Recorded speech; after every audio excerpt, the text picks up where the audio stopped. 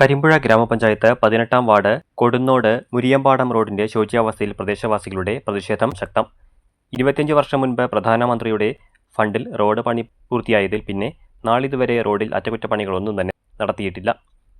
100-ലധികം കുടുംബങ്ങൾ സ്ഥിരമായി ഉപയോഗിക്കുന്ന റോഡ് കുണ്ടൂർക്കുന്ന് ഹയർ സെക്കൻഡറി സ്കൂളിലേക്കും കരിമ്പുഴ ഗ്രാമപഞ്ചായത്ത്, കരിമ്പുഴ വില്ലേജ്, കോട്ടപ്പുറം, മണ്ണാർക്കാട് ഭാഗങ്ങളിലേക്കും ജനങ്ങൾ ആശ്രയിക്കുന്ന ഏക റോഡാണ്. കുണ്ടും കുഴിയും നിറഞ്ഞ് മഴ പെയ്താൽ തോടാകുന്ന റോഡിൽ ഗതാഗത സൗകര്യം പോയിട്ട് കാൽനട യാത്ര തന്നെ ദുഷ്കരമാണ്.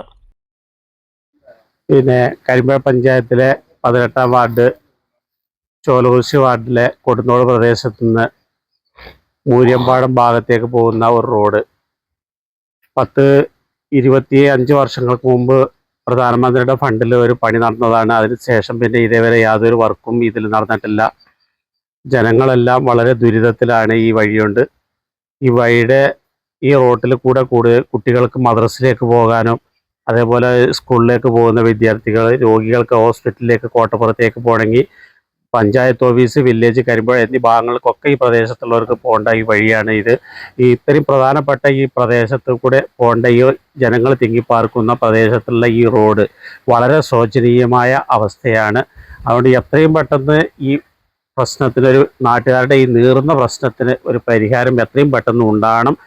വിദ്യാർത്ഥികൾക്കും ഉദ്യോഗസ്ഥർക്കും വയോജനങ്ങൾക്കും ആശ്രയമാകുന്ന റോഡിന്റെ ശോച്യാവസ്ഥയ്ക്ക് ചെറിയ രീതിയെങ്കിലും ഒരു പരിഹാരം കാണണമെന്നാണ് പ്രദേശവാസികളുടെ ആവശ്യം.